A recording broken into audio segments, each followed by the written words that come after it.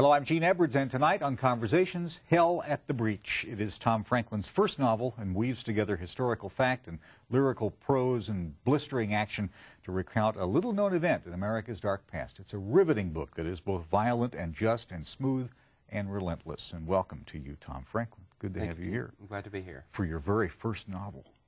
I'm very excited. How many are in the drawer at home? None. This was my first attempt. You know, it was sink or swim. And there's a lot of flailing, too, before I started to swim a little bit. Was there all that?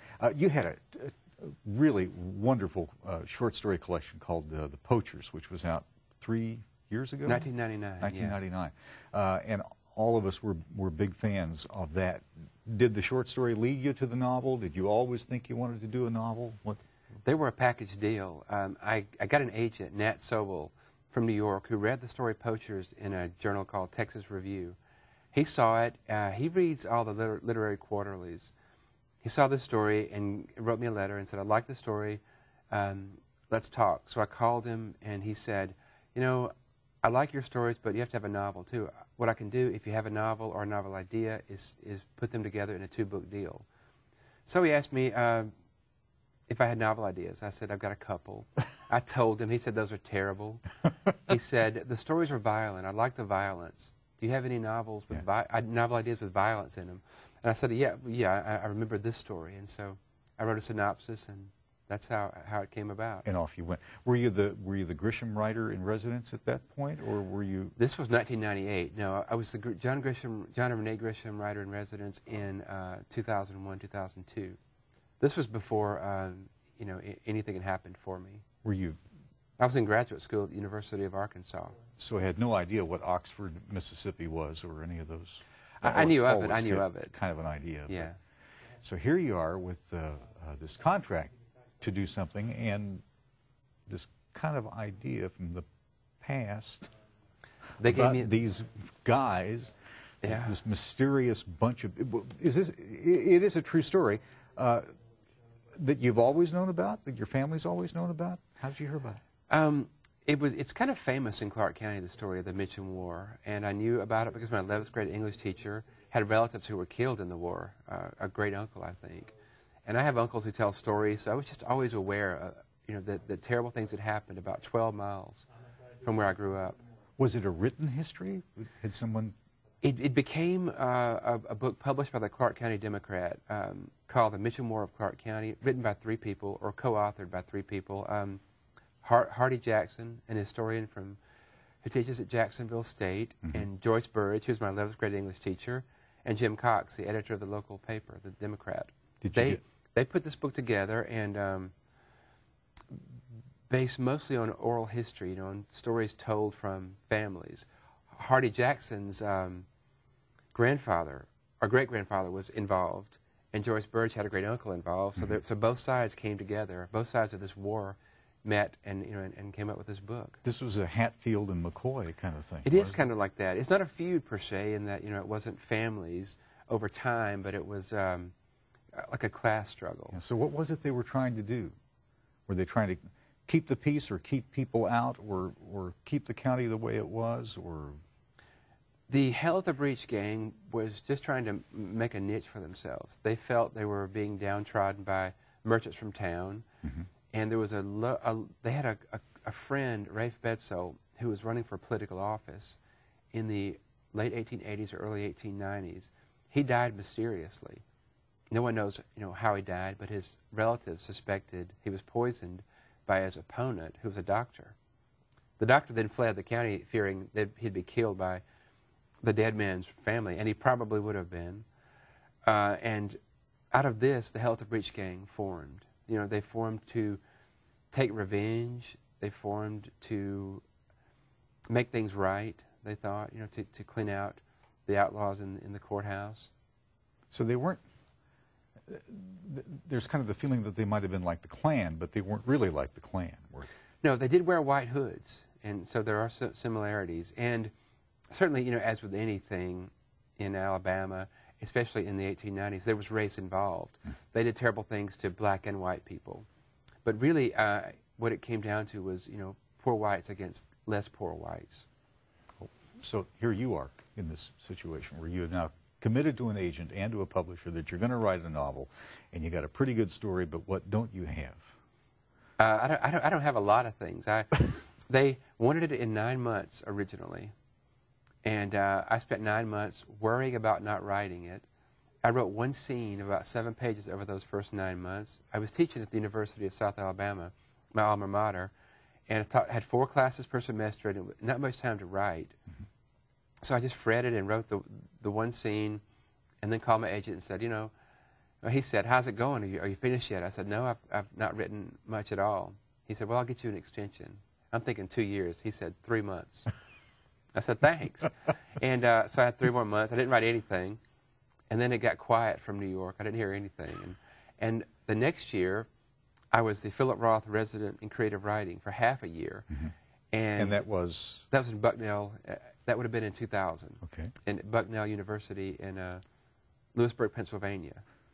And I wrote about 100 pages there. Okay. That I didn't wind up using ultimately. And the next year, I was at Knox College in Galesburg, Illinois, where my wife taught. And that year I wrote about 200 pages, and nothing from New York. I'm thinking maybe they've forgotten about me, hoping they've forgotten about me. Had you cashed the check? I had cashed the check. And, I knew that they would call me sooner or later, and they did. My editor called at a good time and said, "How's it going?" And I said, "It's going okay." And when I got the John and Renee Grisham writer in residency at Ole Miss, I had a year to do nothing but write. I taught 1 class per semester, mm-hmm. and that was, not easy, but it was very manageable. So I wrote about 500 pages that year, and had about 1,000 in all that I'd written. At that point, my agent flew down from New York to Oxford. We had a meeting, and he read what I'd given him, a lot of pages. He said, "Okay, you're almost done. Write the ending, and you're finished." And so I did that.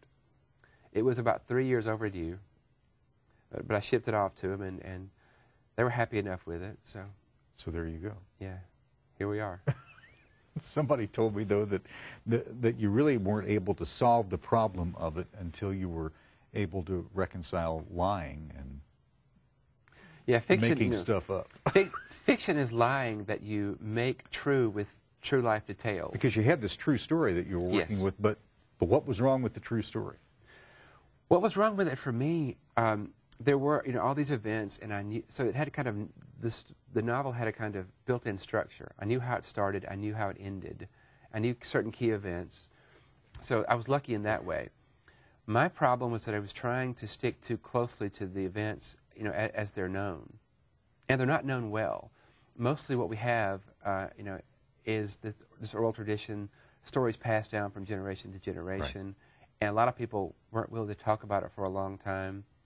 And there are a few newspaper articles that are very biased against the people from the country that held the breech gang. Mm-hmm. So I was struggling to try to keep it within the historical context and try to keep it as close to the facts as I could, and I couldn't write it. Those were the 2 years where I wrote almost nothing. At some point, I was writing about Sheriff Billy Waite, and there was a real man named William Waite, who my character is based on. He was in his late 20s, and I just could not get a grip on him. I had him riding his horse, looking for a man named Kirk James, who he was going to kill if he found him. Mm-hmm. And suddenly I thought, maybe I'll give him a backache, because I had a backache at the time. I got a bad back. And so I gave him a backache on his horse, which I thought that must be terrible. Yeah. And at that moment, I felt like I knew him a little bit more. And then he got down off his horse to try to go to the bathroom, try to urinate, and he couldn't. And I thought, okay, he's older. At that moment, he really began to form for me. It was that simple, and it's something that I knew, but I'd forgotten. I think with every new story you start, every new book you start, you have to relearn how to write. So is that advice that you give people who are in your writing classes? Do they talk about how to get over those hurdles, those are always the big questions. How do you get past writer's block? Yeah. Another great thing that I did, I was at some point froze, and I was a good way into it. And it must have been when I was trying to write the long ending. There's a long last section that's pretty much a kind of massacre scene. Mm-hmm. And I was really frozen there. I changed the font on my computer, and suddenly it looked different on the screen to me, and when I printed it out, it was different on the pages. That was a lifesaver. It sounds silly, but seeing it in a different way really helped me. Is your wife a big help in all this? My wife should, should get credit on the cover. She, it should be co-authored by us because she's a poet, Beth Ann Finley. Her first book is called Open House. It came out last year. And her next book is called Tenterhooks, coming out next year from W.W. Norton. She, every novelist or fiction writer, story writer should have a poet as his or her editor. Why? Well, in our case, for so many reasons. If I was stuck, and I often was, we would talk about it. We would talk it out. She would say, what's wrong? And we'd talk about the characters, and she would give me ideas, or just let me talk it out myself and ask the right questions to unlock whatever was locked up. She would also give me assignments at some point. She would say, write a scene between Mac and Tooch Betzold today. And I would try it. It would work or it wouldn't work, but I would at least have direction. She would read drafts for me, read scenes for me, listen to me read it to her, offer suggestions. We brainstormed about plot, elements of the plot. And finally, when I had it in draft, she read it with a green pen. Green, she said, is nurturing. Red is blood. She read it with a green pen and line edited it in an amazing way. I mean, she could be a New York editor if she wanted to. I've never seen a better editing job. And I will give you a concrete example. There was a really terrible line that I had written. It's about a guy who's beating somebody with a shoe. A cobbler has just fixed a shoe, and this guy, Lev James, who's a hothead, is beating him with the shoe, and the heel flies off. The heel just put on flies off during this beating. And the line I wrote was, the heel flew off, and he beat him harder, as if sloppy craftsmanship were one more kind of fuel for his angry heart. That's not a good line. No. Beth Ann fixed it. She made it as if sloppy craftsmanship were one more kind of fuel for the furnace of his heart. That's a good line. And that's her. And she's that way on every page. Every page she fixed lines. She cut out things that were unnecessary. So the words, are the words more precious to her because of the poetry that she writes? Is that? Yes. I mean, poets boil it down to its bare essence, and she's a wonderful poet. And my favorite of her poems are her narrative poems, and that tell stories. Those are the ones I can understand a lot better, as a storyteller. And yeah, she just really gets it to its essence. Did you ever see yourself marrying a poet?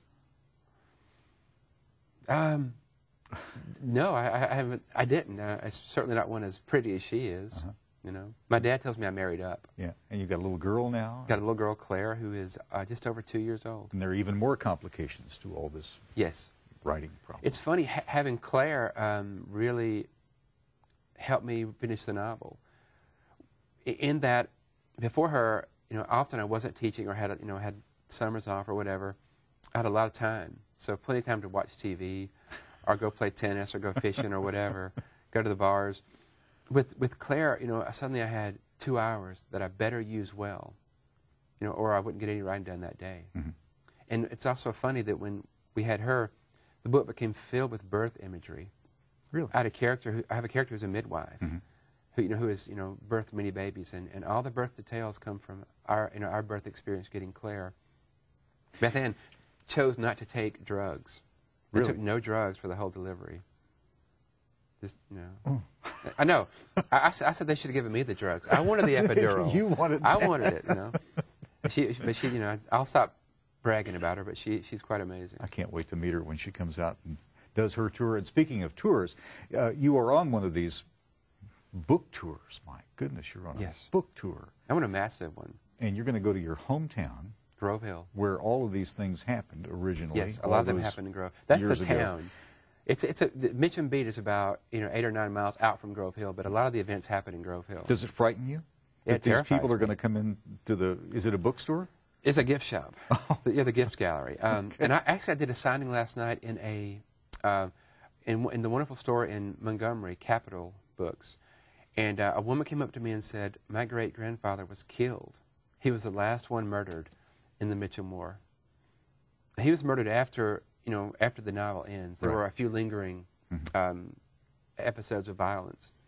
But that, and my, someone told me later they saw my face when she said that, and I looked like a deer in the headlights. Because, I'm thinking, is she going to be mad at me? Did I use this name? Did I give him a drinking problem? Did I tell the story the right way? Yeah. Did people see these people as heroes? Yeah. Well, some of them did? Yes, that's right. The people who, I think, have a set of relatives, view their relatives, as the right side in this conflict. And, of course, there's, never a totally right or totally wrong side. Mm-hmm.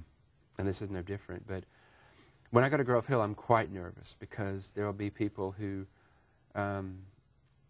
have relatives and who have a lot invested in this story. It's been their family story for a long time. They're going to walk in and they may have issues. Yes. Who am I to tell it? I had no relatives involved that I know of. I grew up in the county, but what right do I have? And that's a legitimate argument. I can see that. So I'm a little nervous. Mm-hmm. I think I'm going to see if my brother will go with me. He's a big guy. He can, protect me. He can hold the sack with the snakes in it just in case. Yes, yes. But you grew up in that kind of an atmosphere, didn't you? Yeah, I did. You attended a charismatic church, and, mm-hmm. It was a great, a great writer's education to grow up in the woods and see all those things, to hunt and fish and learn the land and that kind of thing. And how did you get out? Or my dad did you see it as getting out? I did see it as that. I think my dad did too. He thought that those areas weren't progressing. He wanted to move us to to an area where we'd all have a better chance. And so we moved to Mobile, and I went to South Alabama there, and that was great for me. So I mean, I think he did it for for his family. Mm-hmm. So, trying to get us in a better environment. Did you know then that you wanted to write, or how have you come to this? How have you come to this place? I'd always been interested in stories. Have my father told stories, my uncles told stories, as any good good Southerner ought to get. We all that's one thing we have is a great storytelling tradition. Mm-hmm. So I think I was interested in hearing those stories, and I read Edgar Rice Burroughs books as a kid, all the Tarzan novels, and I loved those.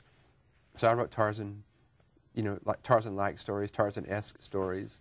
I read the Arthur Conan Doyle. No, that's Sherlock Holmes. I read who wrote the Conan the Barbarian? Robert E. Howard. Robert E. Howard. I read all those books, and then I read Stephen King. I was obsessed with Stephen King, who tells great stories. So and I just wanted to do that too because I liked it. It gave me such pleasure to read these books. I wanted to do the same thing, and I started out writing very bad science fiction horror stories. My favorite example is a story called Borborygmi, which is the medical name for stomach growling. And I heard a story that was 100 pages long about a guy stomach growling and telling him the future. And I would have stomach growling sound effects like boing and I would write it across, R on my typewriter. And it was just such a terrible story. And I guess I was 21 or 2 when I was writing this story. Really? And so you have 21 or 22-year-old students in your classes now. Yes. And they're so much better than I was. If I'd had me in a class, I would have just said to me, just give it up. Give it up. The people that I teach now, they're just way beyond, and they're young and they're pretty smart kids. They're very smart, and they're reading good stuff. I want to ask you about this writer in residence program. If it weren't for these programs, there would be a lot of people out there who just would never, ever, ever get to the place where it could become. It could become something. It is a wonderful gift for a writer. In fact, it's a grant. The John and Renee Grisham residency, it's a gift from John Grisham, and Renee Grisham. They're very generous to the University of Mississippi. It gives every year. It's for an emerging Southern writer. This next year, the writer is Janice Ray, and last year, the one just finishing is Shea Youngblood. And it gives you a house for a year. You teach one class per semester, which is very manageable. It's not hard, and it gives you a lot of time to write. Are you required to publish as a result of it, or do you just feel like you really should? I think that they choose you on the basis of what you've done, and on the hope for what you will do. So your short story collection was already out there when you were chosen. And they picked it because of that. They picked me because of that. Mm-hmm. I guess it's possible that they could choose a writer with no book if the writer had maybe a book under contract. But I think that so far they've picked people with books. Mark Richard was one, Steve Yarborough. But how many places have you done this? How many times have you been able to go to this well? 3 times. I have been the Philip Roth resident in creative writing, the John and Renee Grisham resident in creative writing, and the Tennessee Williams Fellow in fiction. I've gone from Roth to Grisham to Williams. So I've been a lot of people. So who's next? I think I'm settled now. I think we're this though is being called one of the great sleeper books of the summer. How do you know that the publisher is feeling good about it? How can you tell when a publisher feels good about a book that you're... They've just been really supportive of it, it's kind of a joke, but you can tell by the level of the hotels they put you in. I've stayed in really nice hotels on my book tour so far. I've been in great hotels, with mini bars, like that. I mean, all that stuff. And you get to travel all around the country. Oh, I've been in L.A. and Portland, Oregon, Seattle. And what happens with the book now? I mean, the writing is so spectacular and visual that there have to be people who are interested in taking this thing further. And yeah, there have been a couple of nibbles so far. It's still, I think it's still early. And then do you have a hand in that, or are you like John? You walk away. Grisham says he doesn't want anything to do with those Hollywood people. I would love to be as involved as they'd let me. I mean, I'm a huge movie fan. I'd love to try to write the screenplay. I'd love to go watch them shoot it and hang out with movie stars. I would like that. And have food catered. I would love that. It's a recurring theme. This is good. So what happens next? Where are you now? What are you doing now?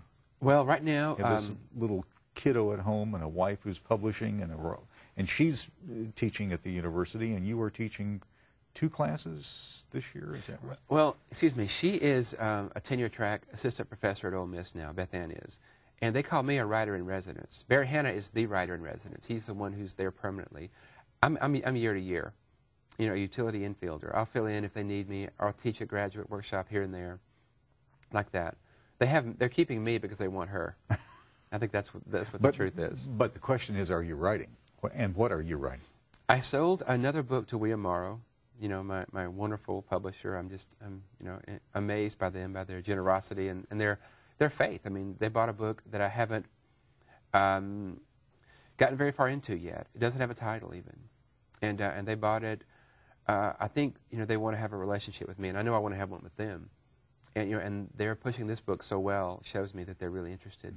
True story that you're working on? Another? It's not true, and it's not historical. I'm never again writing anything set prior to 1970. Why? Because I almost never finish this trying to get the details right. I would write a scene with a coyote in it, and someone would tell me later there were no coyotes in Alabama at that time. Same with armadillos. I had a great armadillo scene that I had to cut out because there were no armadillos in Alabama in 1897. There were no egrets, cowbirds. I had egrets sitting on a cow's shoulder, and Hardy Jackson read it and said, there weren't egrets here yet. They were blown up in the 50s from Africa in a hurricane. So I couldn't let a character zip his pants because I didn't know if they had zippers or not in those days. Mm-hmm. Someone sent me a Sears catalog, a facsimile, from 1897, and I used that to get details of clothing, of firearms, wagons, saddles, tools, home remedies. Well, that's how Elmore Leonard wrote all those westerns all those years ago. It was a godsend. He told me once that he got Arizona Magazine. Remember that Arizona Highways magazine that was out for all those years, and he would sit there and look at the pictures, and that's where he got his images. This guy sitting up there in Detroit writing commercials one day and writing westerns the next. The pictures were also a big help for me. But so I'm writing something that I will know the details from my own life. Mm-hmm. And what's it about? If my editor is watching, I'm very far along in it. We won't tell the editor. I'm very far along in it. I'm 700 pages in. No, I'm not really sure what it's about yet. I think it's about 2 brothers, and I think one may have rabies. I think that's be a nice device to create tension. Do I have rabies or not? One I don't know. of those things. You've been involved too in this Blue Moon project. Tell me about that. And will Stories you be from back? Yeah, yeah, will you Stories be back from the Blue again Moon this year? Cafe. What is it about? I'm sorry. Stories from the Blue Moon Cafe is an anthology edited by Sonny Brewer, who has a wonderful bookstore down in Fairhope called Over the Transom. And the publisher is McAdam Cage out in San Francisco. And it's just an anthology of really eclectic writing. Most of it's Southern. I think not all of it is. Most of it is. And who was in the last one? Well, the last one had Rick Bragg, William Gay, George Singleton, Brad Watson, Jill Connor Brown, Pat Conroy. The list goes on and on. I'm not, you know. And also what was great about it is it had writers that, you know, didn't have a book yet, you know, so are relative unknowns. You know, Sidney Thompson is a wonderful short story writer who's publishing stories, you know, all along, but hasn't had, you know, hasn't had an editor smart enough to buy his book yet. And it's many, you know, many other people. So everybody contributes, but it also becomes kind of a road trip. Yes, last year and this year we're doing it as well. I think the first weekend in August, around August 8th, we'll be at Lemuria. Most of us, there are going to be, gosh, 20 of us. My wife Beth Ann Finley is also in the first one, and she and I are in the second one too. I can't leave her out. We did a signing at everyone in the book read at Lemuria last time, and we'll do it this time as well. And then we just take a trip up to Oxford and do it all over again. Do a signing up there. Oh, great! It's a treat to meet you. Oh, you too. I enjoyed The Poachers very much. I like this Hell at the Breach a lot. It's a terrific book. Well, thank you, Jim. Can't wait to meet your wife and do something with the poetry book when it comes out too. Great. Tom Franklin. Thank you. Thank you. And thank you. I'll see you next time.